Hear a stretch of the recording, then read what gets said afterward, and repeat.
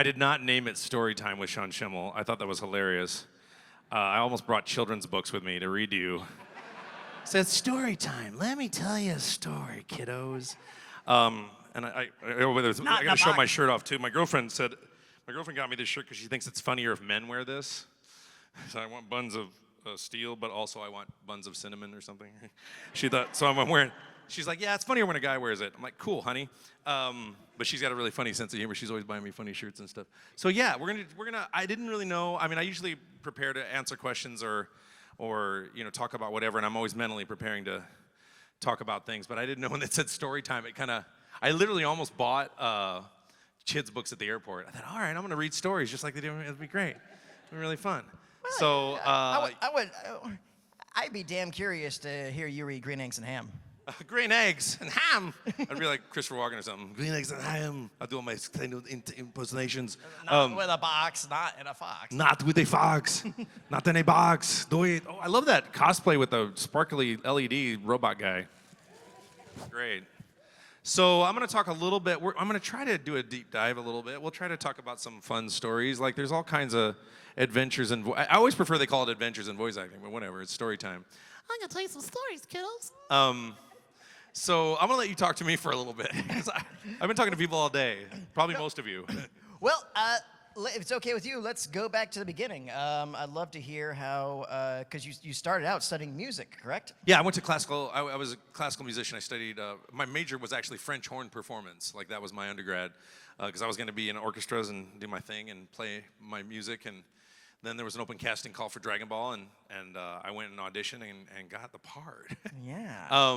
And I had an interest in voices since I was a kid. I mean, like I was a little boy, and I was always turning on the volume on TV and making up voices. And I loved Rich Little and Bill Cosby and Robin Williams and Eddie Murphy, and they were always doing voices, and I wanted to be like those guys and do voices. So I was always doing voices to cut up, And so when this audition came, I didn't even find the audition. A friend of mine found it and was like, "You should do this." I'm like, "Nah.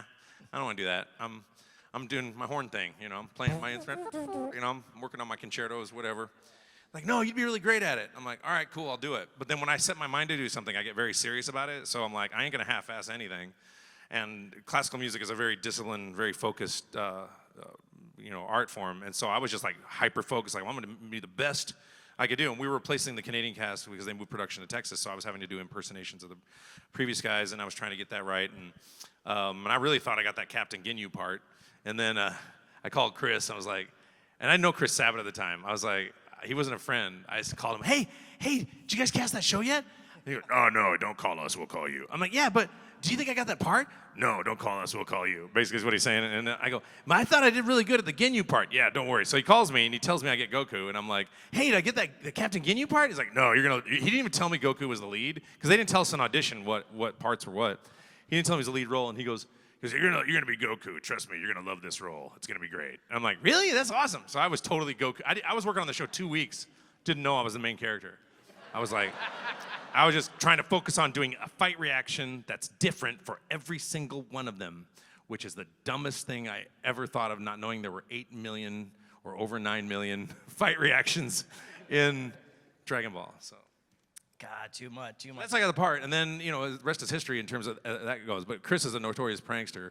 But yeah, it was a weird dichotomy from going from classical music to, but about 80% of it translated because there was so much about music that translated to voice acting for me.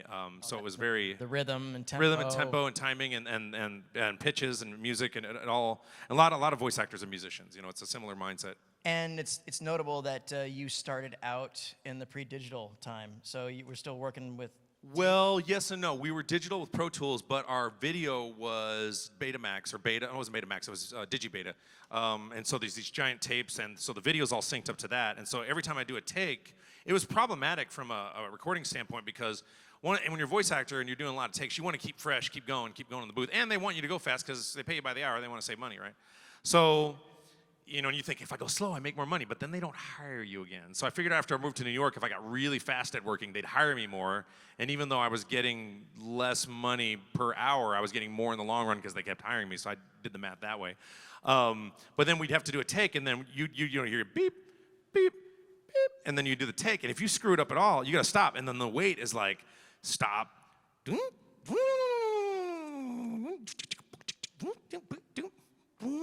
speed, and you're waiting, boop, boop, beep. Then you do it again.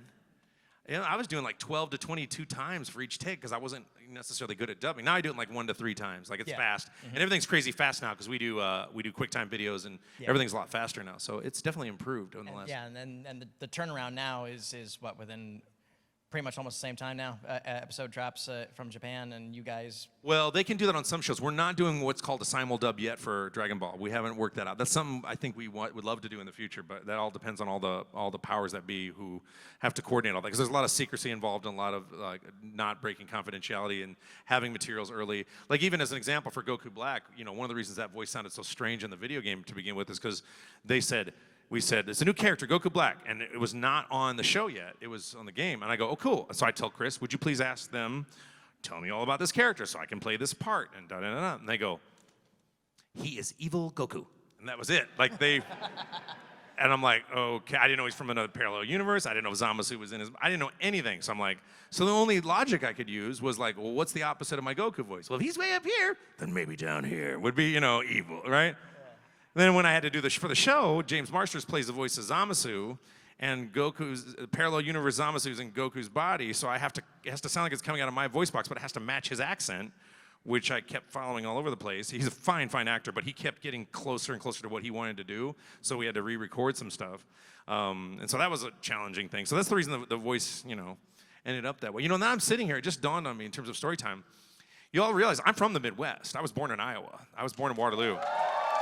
Yeah, my aunt and uncle live in Winona and Minnesota, and I got another uncle in Wapaka, Wisconsin, and then also Star Prairie. I have an uncle. So I spent my summers on Star Prairie, Wisconsin, on the lake, you know, fishing and you know, doing what Midwesterners do and eating cheese curds. So, you know, and then I lived in Decorah for a while. I lived in Eagle Grove for a while. I lived in Dubuque for a while. And then we moved to Texas in 1980, and then I lived there until I moved to New York in 2002. So I've been all over. Now I live in LA. So I've been everywhere, man. Yeah, I like the fact that I've lived in a lot of places. It's challenging, but it's definitely been like a really amazing adventure. So I come here and it's like it seems so familiar to me, even though I don't really spend time in the Midwest anymore unless I go to conventions. So everybody, and I've met several people, 3 or 4 people, either claim to be related to me in some way, and I'm not talking about children I forgot about because I have no children, but or a relative of mine, or claim they're a relative of mine, like 3 different times. 2 of whom I confirmed. 1 seems made up. And I'm like, I don't think I know that name at all. And they said they've met me at family gatherings. I'm like, that's not even in our name family. That's not even in anything. So it was a very surreal experience to have random people. Hey, I know your aunt. I know your cousin. I'm like, oh, really? That's cool. Which one? Yeah, which one? It's a big family, you know. So anyway, so yeah, that's how I got kind of started. We were saying you were on some track. I forgot. No, that's fine. Yeah, we started talking about doing some deep dives. Let's talk about some of the non-Dragon Ball stuff, because you have done other stuff. I've done I mean, you know, I'm proud of my work. I'm best known for Goku, and it's a special place. I think I was telling a person earlier, I was like, you know, even if I stop voice acting and do other things, which I'm not stopping voice acting, but I'm getting involved in some other businesses. And I'm trying to focus more on roles I want to play versus just auditioning for everything all the time, which I usually do, because it's just so much of a grind. And I've been doing it for 20 years. I'm trying to, you know, diversify. But you know, I've also got involved in different American cartoons.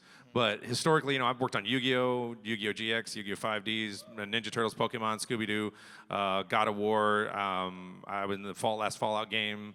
I don't like to brag about all my credits all the time. I just, I'm doing what I'm doing. Yeah. I was in an episode of Welcome to the Wayne I'm really proud of. I had to play a character called CC Scratch or whatever, and he's like a heavy metal rocker guy, and I got to go, wah! And do my rockin' screams. He's like an evil rocker, you know. It's like, I like these little weird bit parts I get where I'm the guest. From French horn to evil rocker. Evil rocker, totally. When I was in college, I wanted to rock so bad. My brother's a guitar player, and I was in classical music school. So I made this tape called An Evening of Rock and Roll French Horn. And I was 18 years old, and I put a mic in my bell, and I ran it through a distortion pedal, and I was playing like heavy metal songs, like, I was trying to jam on it, you know. Then I would say something very fancy and hoity-toity. I was being silly, you know. So I was trying to goof around with that. And You still pull it out once in a while? I'm about to record. I got back into it a few years ago, and I was surprisingly remembered a lot more than I expected. And I'm about to record. For those of you who are classical music fans, I'm going to do Mozart horn concertos or concerti pretty soon. I'm practicing and getting ready to record all 4 of them. And I don't know if I'll release them or not. I'm planning it as a present for. He doesn't know it yet, so don't tell anybody. For Chris. Because he loves Mozart, and which is one of my least favorite composers, even though I do like Mozart. But it's too homogenous for me. But I do like him. He's a great composer. But it's my favorite's Richard Strauss and Wagner, and I like the romantic guys. Romantic, Baroque, either Baroque or Romantic. Classic period kind of bored me a little bit. There's some good classic period music. For those of you who don't know, there's the Baroque period, the Classic period, and the Romantic period in class. I'm going to do a classical music lecture. The Baroque period's like, it's the common practice period from 1640 or 1650 to like 1800, 1900 or whatever. And then you have Bach, and then is your earliest classical music, and then your middle people are like Mozart and Handel and Haydn. And then your later guys, your Romantic guys, start with Beethoven and then go into Wagner, Strauss, Debussy's and neoclassicists. But anyway, it goes on. So I like classical music, but I also listen to a lot of heavy metal and rock and rap. I really love Rhythm and Flow. Who's watching Rhythm and Flow? That show is so educational. I love that show. And I also like to study how rap and music helps bridge cultures and diversity. Because I was talking to a few of my friends in the rap community, and I'm like, you don't realize when I was in high school, I'm just tangenting about music for a little bit. When I was in high school, I was in music classes where we were talking about whether or not rap was even music. Like that's how ignorant we were, And at first, I could not wrap my head around it. I mean, I did, and I don't know that I didn't like it. I just never got into it. And then as I've gotten older, I really, really enjoy it. Because I love poetry and I love unique rhythms and polyrhythms and polyrhymes. That's one of the reasons I love Ludacris so much is he does so many interesting things with polyrhythms and makes me feel like I'm dancing in my head versus other rappers who don't necessarily always do that. He's one of my favorites. And so yeah, the way that particular genre of music has hip hop and rap has taken over as almost the most popular genre of music, and the cultural divide it's bridged, I think, is really that shows how powerful music can be. So I love paying attention to sociological, aspects of things like that. Oh, right on. So it's all part of the journey. Oh, yeah, absolutely. Speaking of which, I met Journey at the airport by accident. Storytime, I got stories. I met Journey at the airport totally by accident, and I said the stupidest thing you could say to Neil Sean. So here's the story. I got some good stories. Okay, so it was like 10. I don't know, it was more than 10 years ago, and I'd done a convention in Dallas, and I was at the airport, and I was at the food court, and the food courts in Dallas airport, there's like a curvature of like food shops, and then there's this long walkway that's a curvature this way, and people are walking this way, and they have tables all in the food court, and then they have a row of tables where you stand that are right by where everybody's walking. So I go and I get my food, and I'm looking around, and I'm thinking, where should I sit? This place is full, and I see Journey, but I don't realize it's Journey, and I go, oh, those hairy-looking dudes look cool. I'm gonna go stand by those guys. They look like rockers. Or for some reason I thought they were cool. And I thought, there's some room over there. So I literally put my tray table down, literally elbow to elbow with Neil Sean.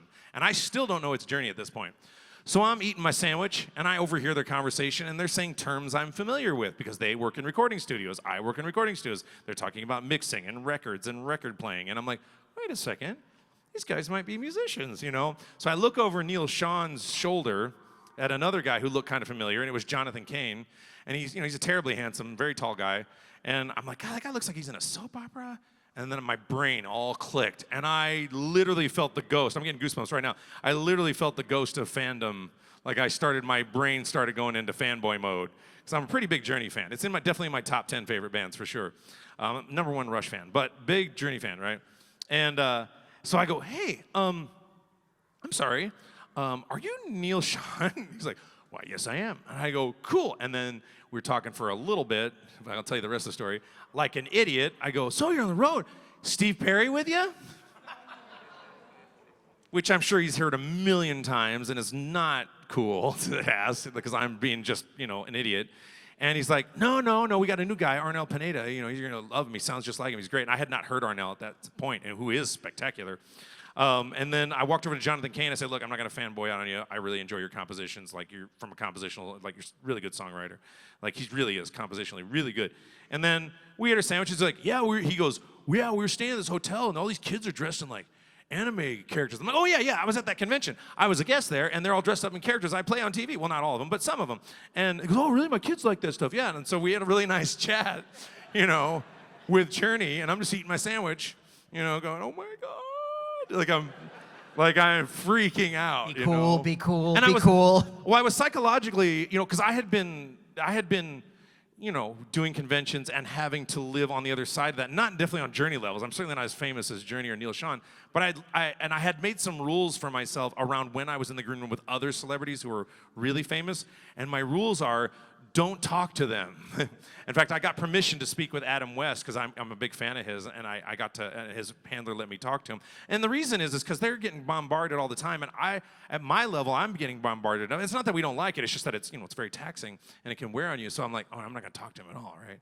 So I'm sitting there geeking out, and then what was freaky to me is and I analyzed it afterwards, I'm like, I felt like there was a weird thing in my head that took over that made it to where I had no sense of control due to just the power of the specter of my childhood, growing up in the 80s, listening to Journey, and how that power of mass media had an effect on me, right? And I was astounded by this reverse fandom that I had not really met, at that point, I had not actually met people like Adam West. At this point in my career, I was not at larger conventions where I'm in the green room with, William Shatner and John Cusack and all these amazing people that I get to sit next to when I'm having my sandwich on my break, and I'm just going, hi, how you doing?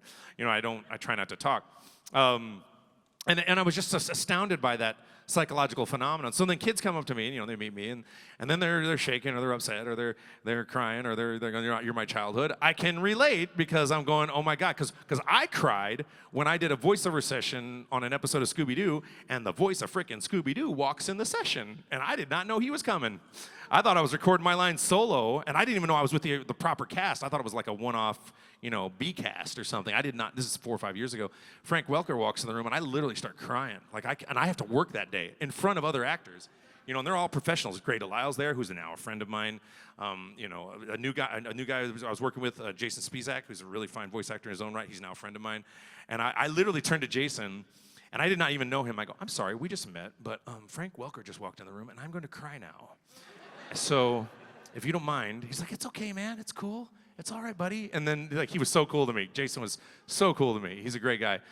So we have our own geeky, it's all a circle of life. It really is. It's so amazing. About a year ago, when Steve Whitmire started guesting at our shows here and stuff, I have seen people in the green room, high echelon guests. They were like, you did Kermit after Jim died. Yeah. I was a friend of Jim, and I can't tell the difference what you did. It's that outpouring and stuff. It's always delightful to see somebody revert back to a fan. Well, the real deep question here is what is it about, right? So one of the things I struggled with growing up, and one of the things I have spent a lot of my life thinking about is this notion, and especially within our country, and this notion that I always noticed that when people would win the lottery, they would act very similar to people who had just been released from prison.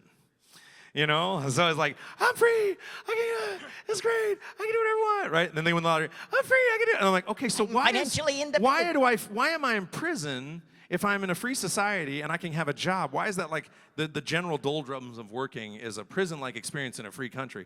And what I realized is in our culture and society, we're so programmed to be beaten down and to play a certain role, whether it's your overbearing parents wanting you to be a doctor no matter what, or whether it's society telling you can't do this because you're a woman or because you're whatever.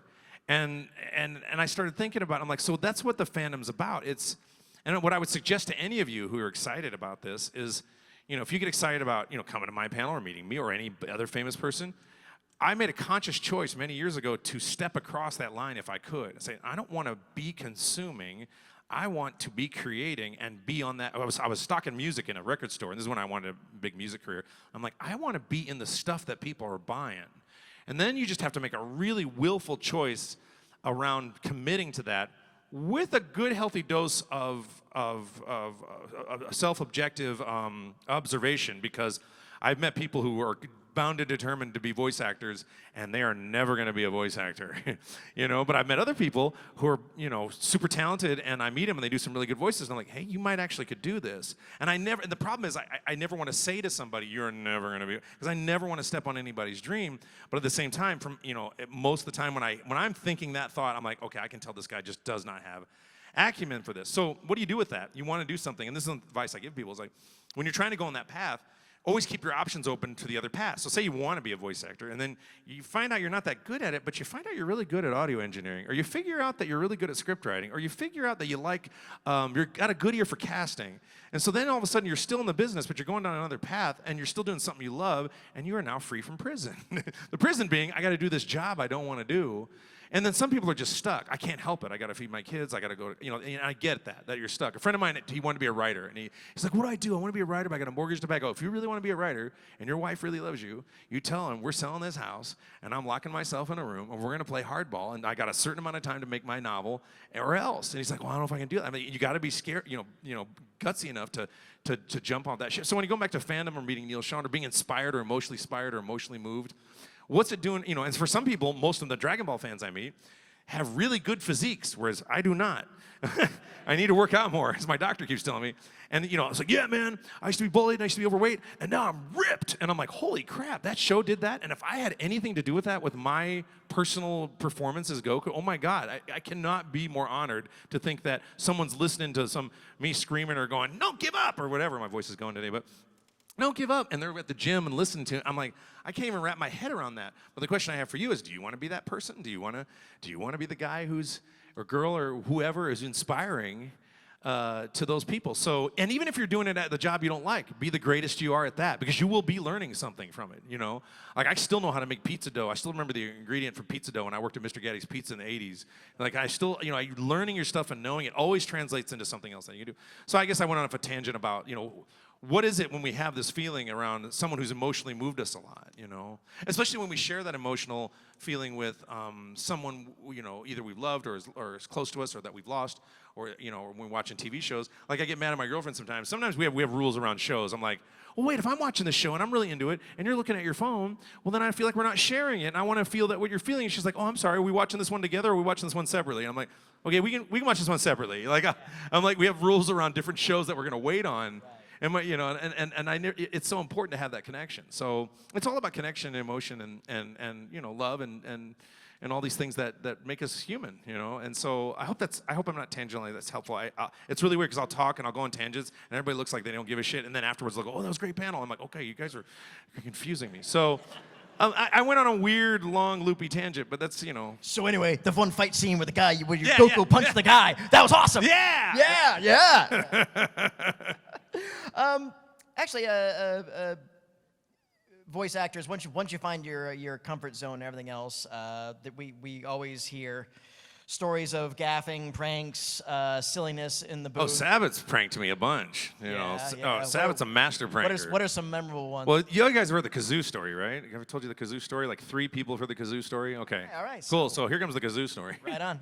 So years ago, I used to fly to Texas to record Dragon Ball Z Kai. This is during the Kai years, I think. Thank you. And Sabbath, I had this weird thing with credit cards. I don't believe in the whole credit system. I think I have a weird outside-the-box logic about it. So I didn't want to put my credit card in a hotel. So I'd make Chris, I go, you need to go do my hotel, and then I'll pay for it at the end, but I'm not giving you any credit cards or any numbers. And he's like, fine, cool, fine. So he goes, but to prank me, because he has to do that, he gets my room key. So he gives it to Brina Palencia and her husband, and they go in my room, and they do a bunch of weird, surreal stuff. They put weird, strange condoms in my, that I would never use, like happy fun time condoms. It's like some weird off-brand in my suitcase, and hand sanitizer, and a kazoo in my... You get it at a vending machine in a bowling alley in Alabama. And a kazoo in my pocket, and a weird envelope with white powder in it, and an extra toothbrush. And I come in my room, and I'm like, well, here's how it happened. I didn't even notice any of that. What happened was I had been gone to record a session. I had come back the next day. No one had been in my room. I hadn't any friends over. I forgot my keys. I went and reached in my pants pocket on the floor to grab my keys, and I reach in, and I'm like, there's a yellow kazoo in my pocket. How the hell did that get? And my brain's on fire. I am freaking out. So Chris, anticipating this, I show up to my voiceover session that day at Okatron. And I go, Chris, you're not gonna believe this. And I tell this whole story about this kazoo, and I took photographic evidence, and I'm trying to figure it out. He knew I was coming in, and he had set up a tape recorder to record this reaction. So he has a recording of me freaking out once I, figured the kazoo. So it got so bad, I called the hotel. I'm like, what's going on? And then what had happened was on another trip, I got home, and I didn't even realize this because I don't check my computer bag usually. I reach in to get a charger for my next door neighbor for her iPhone, and I find an old 90s cassette player in there. And it's a tape recorder. I'm like, what the hell? I haven't seen a 90s cassette tape player since the 90s. And good evening, Mr. Phelps. Yeah, it was like that. Yeah. So I press it, and it's someone playing a kazoo, and then speaking in Spanish. And the reason I knew this is because my next door neighbor, who I was loaning a power cord to, was from Puerto Rico. I'm like, you speak Spanish? What does it say? She says, the kazoo is here. The kazoo is everywhere. I'm sorry. And I'm like, so I'd been watching a lot of House at that point, Dr. House, and my brain's on fire. I got to figure this out. So on the next trip, I assuming it was the house cleaning staff who I had observed to be probably of Hispanic descent, I used Google Translate to write an entire note in Spanish to the house cleaning staff that said, and I remember the word pantalones, like, why did you put a kazoo in my pants? Why did you wrap up my karate belt? Why did you, I don't mind that you did it. I just want to know why you did it because you're freaking me out, right? Whatever. Then I left the note. I did take a picture of it. I don't know if I still have that picture. I left the note, but I neglected to put in my note a way for them to answer me. Well, in other words, I didn't say, please let me know in my email. I didn't even do that. I just left a note in Spanish. So think about the poor house cleaning staff, assuming they read Spanish. I guess I was profiling, and I probably shouldn't have been. But, I did see that, and I'm like, I think maybe. Chances were good. Well, plus I had a Spanish recording, and I didn't know who it was. So I didn't know it was Brina Palencia on that recording, who speaks Spanish. So I asked the front office, and Chris had warned the front office, Sean's kind of crazy, so he's going to ask you a bunch of weird shit. Just ignore. This wasn't a prank. And this was a psyop. Oh, yeah. He was gaslighting me like crazy. And I totally enjoyed it. So I remember sitting in the manager's office, and she has this blank look on her face. I'm like, look, I don't really care. I'm not upset about it. I don't want to get anybody in trouble or fight. I just want to know why. I'm really trying to find the mystery, right? So this goes on for a couple of years. Mr. Schemmel, we hope you've enjoyed your stay. Yeah. But and I found out that when I used to stay there regularly, the staff got wind of this kazoo story, and now they all pass the kazoo between the staff as a joke. Because I would stay there regularly. Once a month, I'd go out to record Dragonball. Yeah. And they kind of knew me, right? So they told me on one trip, yeah, we pass the kazoo around. It's great. It's hilarious. This prank went on for 2 years. I didn't even know. The only reason I found out is Chris someone had distracted Chris on a panel or something. He was talking about it on a panel, and I don't know, Carrie Savage came in or something involving Carrie Savage coming in, and then it was on my Twitter, and then someone tweeted me the panel where he admits it's him. And I was kind of disappointed. I think the fan thought they were doing me a favor, but it just completely dispelled the mystery. I'm like, oh man, now I know it's just Chris. I thought I had a conspiracy on my hands. I was kind of disappointed. I'm but sorry, excited. Sean, there is no Santa Claus. Yeah, it's just Chris Sabat messing with you. So in my house, on a bookshelf, high up on a bookshelf, I have a shrine to Chris Sabat. And on it is those battle-damaged movie large action figures that came out in the early 2000s? Because I'm a big Piccolo fan. I have the autographed Piccolo action figure Chris gave me when I moved to New York in 2002, a yellow kazoo, and a tape recorder on a shrine in my house. And that's the medium version. There's a couple more details I left out, but not on purpose, of the kazoo story. And that kind of shit Chris will do to you. You know what other kind of shit he'll do? He did this to an actor on Stargate. They were pranking each other in New Zealand. He went by her room at like 2 or 3 in the morning, and you know those things you hang outside your door where you put how much breakfast you want? Yes. He had ordered her like 6 orders of bacon and like 10 waffles and like a whole bunch of food, and so it'd have delivered at her door in the morning. I knew a guy that would do a scam like that. He would order heavy, crazy, over-the-top breakfasts and hang it on the door across from him. And then when they were like in the morning, I didn't order this. And before they wheeled back, he would come on out and be like, oh, I'll give you $10 for all that. Cash. I got to do that. And they would be all like, yeah, sure, whatever. Yeah, we're just going to throw it away anyway. That's insane, man. No, he doesn't do it anymore, but he got away with it a few times. Now, someone asked me earlier, speaking of other stories, things I did before I was a voice actor that are stories. I used to go, like, people say, do you ever use your voice to prank people, you know? And I'm like, well, actually, since I've become a voice actor, not very often. But before I was a voice actor, I did some nefarious things. Like, the one thing I'm about to say is not nefarious, but I used to, like, try to order, I would order Taco Bell through the drive-thru as Lieutenant Worf. And then I would say, I would like a flour thing with beef and cheese byproducts to go, and a large prune juice. I mean, that's not I don't do a good Worf impression anymore. That wasn't bad. And I would go to karaoke bars and I would rap as Captain Picard. So I would do this like rap, and this is way before I was a voice. And I remember doing it in the audience, and the audience just doing this. I remember being at a karaoke bar in this weird place in Denton, Texas. I'd go like with my friends, and we go sing, and I would sing the Cantaloupe song by us three. I go, groovy, groovy, jazzy, jazzy, dance, dance, snip, trip, the melodic scene, sweet sugar pop stops, they don't stop till the sweet beat drops. And he goes, scribble, scrabble, dabble, in the microphone of babble as I turn the funky words into a puzzle. And then I go, plot a course for the hip-hop sector, target that booty and fire. Like, I would do all this thing. And I would watch the audience. I was like 20-something. I was early 20s. I'd watch the audience just go like this, go. Especially when I got to the George Michael song I used to do, which was Popeye singing a George Michael song. So I go, Oh, I guess it would be nice if I could touch your body. I know it's not everybody has got a body like Olive. like, and I do the whole song. And that song works really well when you get to the middle section where George Michael's scatting, because Popeye likes to scat. So it'd go, like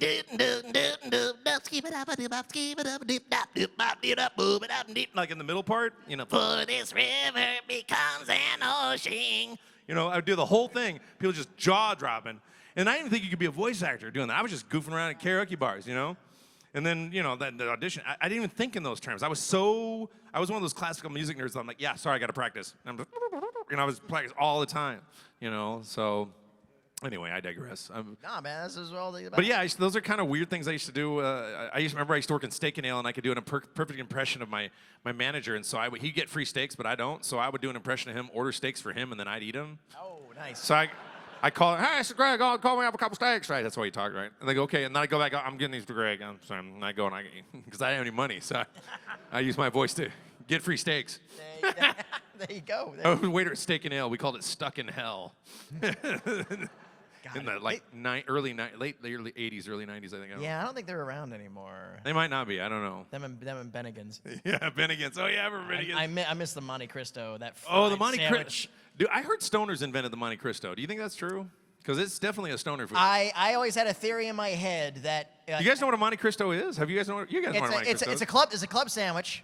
But it's dipped in batter and deep fried. Deep fried with a side of strawberry jam and maple. They sprinkle powdered sugar on it. Yeah. It's basically it's a donut with meat inside of it. Yeah.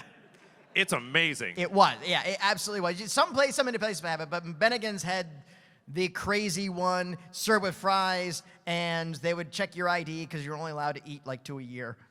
Yeah, it's or you would die. I think it's like 2,000 calories. I mean, it's ridiculous. Yeah, it was absolutely insane. And that was the only thing you'd go to Bennigan's for But yeah, I always had a theory that afterwards, the kitchen staff was just hanging out, chilling, drinking, and maybe they went in the parking lot and enjoyed something, and they would. Hey, let's take the sandwich, deep fry it. Yeah, no, I enjoyed. After, especially good if you've been. I wasn't ever really much of a drinker in college, but on the rare time I ever did have a hangover, it's really good the next day. Or it's really good if you've been out, partying, whatever, and you want to, but then you're gonna throw up later anyway. So, yeah, I was never much of it. It's so funny. I matured so late. I remember one time. Okay, I never drank really in college at all, hardly ever, and I was not really because I was so focused on being, And so I remember in my 30s, I was living by myself in Jersey, and I decided to, hey, I'm gonna drink. I'm gonna be an adult. I'm gonna drink port. So I like port. So I drank a whole bottle of port, which was completely stupid, because I thought, I just kept drinking it, and I was like, and then I got drunk, and then I called my friends, and I go, hey, you know that thing you do, and you call your friends when you're drunk, and you tell them you love them? I'm doing that. I'm doing that. I've never done that before. I didn't do that in college. I know I'm 35, but I love you, man. They go, okay, Sean, you ever drink? I go, no, I've never done this before. That's great. Okay, just don't drink too much. Man, you don't want to throw up a whole bottle of port. I didn't realize the sugar content. I was not, I don't understand it. I think things like this, like alcohol is bacterial excrement, and we get drunk off it, and I wonder if bacteria gets drunk off our excrement. Like I always wonder the opposite, because alcohol molecules produced by the energy from the. So I was thinking, that's what I'm thinking. Like, the bacteria get drunk on our poop. That's A sailor in every that's what I'm port thinking. and I don't port know. in every sailor. I'm always thinking stuff like that. I don't know. That's one of those things. So I didn't want to do this, but I'm not. I've been thinking about her a lot. My girlfriend's very sick right now, and I'm not a big pray guy because I don't. I have my sense of deityness is scientifically based. I think I don't know. I was talking to my friend Ralph about math, and if there's a God, he's probably made of math. But I would appreciate it. She slipped in the bathroom. Almost killed herself by accident, and had 12 staples in her head. I don't know if you've ever had a head injury, but they can go on for months or years. She's in abject torture and pain all the time, and she's home alone right now. So she's a big part of the reason I'm here. So if you guys can,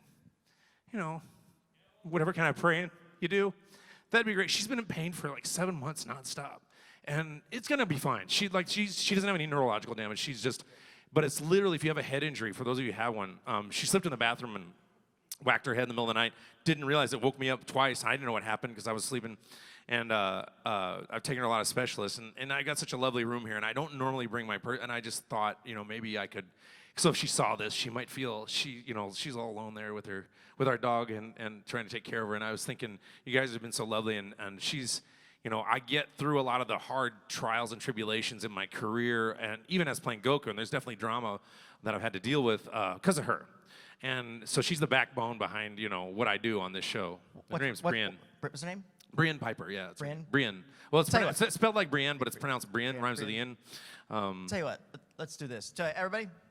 No, sorry, so everybody, let's do this. I appreciate it. Everybody, Thank you. Let's give 10 seconds of thought to her. Thank you. And you know what? And push that out. If you know anybody in your life that may be going through something, let's get some collective energy going. Yeah, let's just a spirit bomb of sorts. Let's put that out, okay? And pain will be free, or anybody else you care about. That's fine. Whatever. I really appreciate it. Let's push that energy out. Let's be quiet for 10 seconds. Thank you. I'll keep time on that, okay?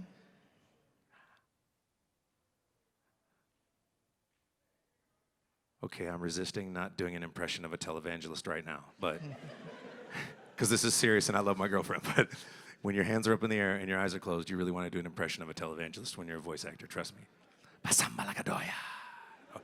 Shekinah glory. Sorry. Thank you all. I am taking this seriously. Thank you guys. She's the nicest person in the world, and just been putting up with my ass for 8 years. So, and she's so alone, and so I want thank you for that. I don't ever do that. I just saw you guys, and I thought it would be fun to do. We might take a question or two. We got a few minutes. I'll tell you what, I'm gonna go at Donahue style. Yeah, Donahue style. I'll sort of go around. Thank you, Patty. Yeah, we got a few minutes left, so look over on this side. Who's got a hand? All right, I'll take this young lady right over here. Hi, what's your name? My name's Kate. Hey, everybody say hello to Kate. Hi. Kate, is that her name? Kate? K, like the letter. K, like the letter K? Okay. What do you have for us? I was just wondering how you met your girlfriend. Oh, yeah, that's an interesting story, actually.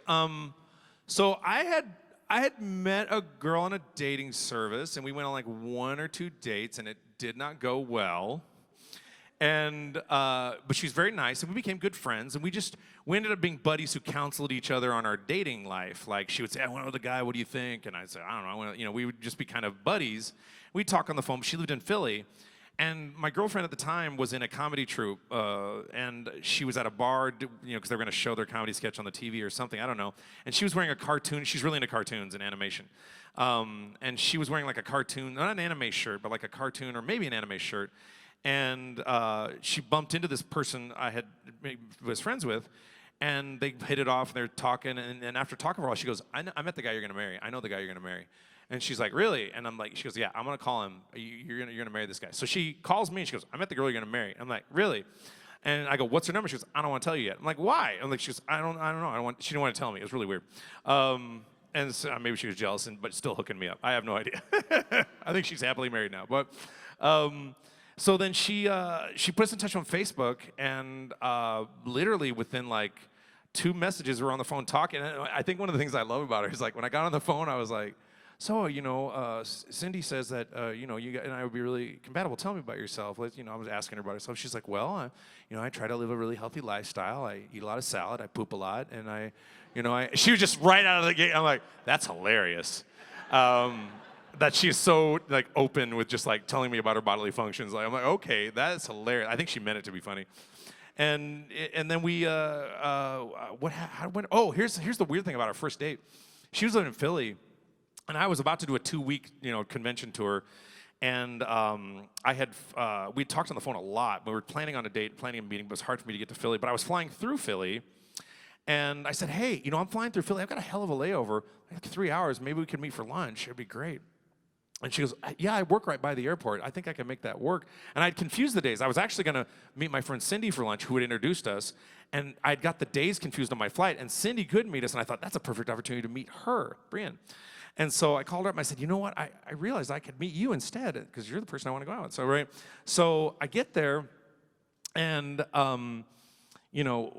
pretty romantic meeting in terms of like just, meeting each other first time and talking on the phone a lot. And she said some really nice things to me that I thought were really romantic. And then, we're sitting there talking for a little bit, and I get a call from my agent. It's like, hey, your flight's been canceled due to some like mechanical issues. So they're going to get you a hotel in Philly for the night. And I said, I don't want to be forward, but would you like to hang out with me this evening? And, get to know each other better. So I said, they're giving me a hotel. I'm not trying to ask you to stay in my hotel, or I wasn't trying to be that guy. But I said, we can hang out, whatever, and bring your laptop. And so she came over, we watched cartoons all night and talked and laughed and had a great time. And then next day, she said, I'll drive you to the airport. I'm like, great. And then I get to the airport, and she drops me off, and it starts storming real bad. And then they go, hey, your flight's canceled again. And I call her up and I say, hey, I'm not pulling any bullshit here. My flight's canceled again, but they're not gonna give me a hotel this time. And she goes, well, good news for you. My roommate's going out of town for the weekend if you wanna hang out. I'm like, all right. And it was just a whirlwind. It was like, I don't believe in a God that does stuff, but it really felt like I was being shoved into, together. So This is the plot of a rom-com. What's that? The plot of a rom-com Oh, movie, it was totally a rom-com. It was totally because I was out of town for 2 weeks. I couldn't see her. And then 2 months later, we moved in together, which was a completely stupid idea. I don't recommend it at all, and she knows this. And we spent, when we should have been dating and working out issues, we worked them out at home, which was not the right way to do it in coupledom, but whatever. And we're still together, and it's great. But we met introduced through a mutual friend, and then we're shoved together by fate. On a 2-week tour of, when I was going to do this, basically. And that happened in September 22nd, 2011 is the day we met in person. I still have that memorized. She doesn't know. I don't know. She probably does. That's a lovely question. Thank you. Thanks, Kay. Thank you. We got a few more minutes. Thank you, guys. I'll give this side a whirl. Who wants to be a brave? But I think that's all this young lady right here. Hey, what's your name? My name is Mindy. Your name's what? I'm sorry. Mindy? Mindy? Yes. Hi. Hi. So I've heard a lot of rumors that you passed out while doing Goku at one point. It's true? Yes, it's true. But it's during Super Saiyan 4 Kamehameha Dragonball GT, not Super Saiyan 3, and then maybe almost near the end of Super. I think I had a day where I was really pushing it, and And then, I'm also getting older, so I'm like, it's a little harder and a little more difficult. And my doctor's like, you need to be working out more, you're getting older. I'm like, yeah, I know that. I don't like working out. But I was doing karate for a while, and I've radically changed my diet. I no longer eat gas. I used to love gas station food because I love those big, evil burritos like that you don't know who made it. It's like, fire burrito! 50 yards long. I'm like, I'm eating that, and I'm eating the donuts, and I'm gonna eat that blue drink, and I'm gonna go on a drive. And there's no expiration I date love in those weird things. junk food. Like when I discovered the Entenmann's cookie mixed with a Dorito, oh my God, like that. Do it. Get an Entenmann's cookie. Do you have Entenmann's here? Entenmann's little tiny cookies. They make them in the Northeast. Little tiny delicious soft cookies, or any soft batch tiny cookie and a Dorito, same time, tongue heaven. Yes. Next question. I don't do that anymore, though. I can't do gluten and dairy. I have like a super healthy diet now. I'll go on 'Cause I'm sick. back here. I'll go to this young man all the way back here. Wait, did you get this guy? I thought this guy, did you ask you? Oh, that was next to Mindy. Oh, yeah, no, the hat. Okay, go ahead, Yeah, Patty. we go. Hey, you're Pierre, right? Sorry. Yeah, hey, what do you have for us, Pierre? You mentioned that you love hip-hop. I just wanted to know, what was your favorite hip-hop album? Well, see, here's the thing about loving hip-hop. I do love hip-hop and rap. The odd thing is I haven't I haven't bought any records. I just hear it when I hear it on the radio, and I like it. And my girlfriend will introduce. She introduced me to Lizzo. She introduced me to a lot of other rappers, and I learned a lot about rappers. Was definitely watching Rhythm and Flow. So I wouldn't say I have a favorite song or album, but I definitely have different artists and different songs. I love Missy Elliott. I love all the old school rappers, Dr. Dre, etc. And I really, what I really listen for, I love it when they do the slant rhymes, the polyrhythms, and the hemiolas. And I'm using a lot of technical musical terms, but there's a lot going on musically. I know a guy who's friends with Big Sean and my friend Aaron Coney, and I will send messages to Big Sean because Big Sean's a big Dragon Ball fan. Here's an interesting story. And I'm trying to get together with him because he wants to hang out and maybe do a podcast where we talk about rap. But we're still, that's in the infancy stages, so I don't even know if that's going to happen. So I invited Big Sean to the premiere, but he said he couldn't make it. He was out of the country. But I don't have direct contact with him, but I will send little voice messages. And so one time my friend Aaron came over and he said, have you ever listened to Big Sean? I go, no, I haven't actually. I call myself Medium Sean, by the way. When I text him, I go, hey, Big Sean, this is Medium Sean. I just want to say you want to come to the Dragon Ball Broly premiere. I'd love to have you. And then he'll send a voice message back. Yeah, I'd love to be there, but I'm in Dubai, but I don't have his number or nothing. So, I remember my friend Aaron said, well, let's listen to some of his raps. I'm listening to it. I'm like, is this guy like classically educated? Because I'm hearing all kinds of like deep technical literary, I'm listening to all kinds of like different layers. And so he goes, and Big Sean responds like, yeah, I was trained this way. I went to these types of schools. You can hear it in the music. You can hear when someone's really has, really knows their stuff. And you can really hear the difference between a hack and somebody who's just, a one-hit wonder and somebody who's a real artist who really understands the genre, understands the music, understands how to put together a song in the right way. And I was able to hear that without doing it, and I became a fan at that point. You're right. I do need to listen to albums because... And with the idea we have with which we might do someday, I don't know, is for me to listen to his music and then talk about how I hear it and interpret it as not necessarily a connoisseur of it, and then talk to him about it, and then how that affects him, what it was about, and what he was thinking. Like a deep dive on rap, which I'm very interested in. I thought Rhythm and Flow was really, really well done, and I really learned a lot. And I thought two rappers got canceled on that who should have won. I'm not going to mention the names because you haven't seen it yet, but there were two that should have made it, I think. But I really enjoy that. So I don't have a favorite rap album, but I definitely have a huge. And every once in a while, I think maybe I could learn to rap. That'd be so fun. And lots of rap artists contact me. They want Goku on their tracks so bad, and I want to do it so bad. But I have certain restrictions regarding how I use the voice commercially. I can do what I want generally with that voice, but not as the character in association with it, unless they approve that.